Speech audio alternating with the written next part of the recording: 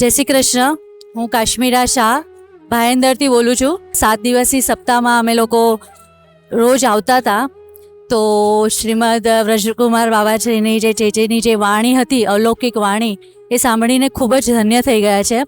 પહેલાં પણ અમે સાંભળ્યું હતું, પણ આજે જે આ શ્રીનાથજી ચરિત્રનું સાંભળ્યું છે, ખૂબ જ આનંદ આવ્યો છે.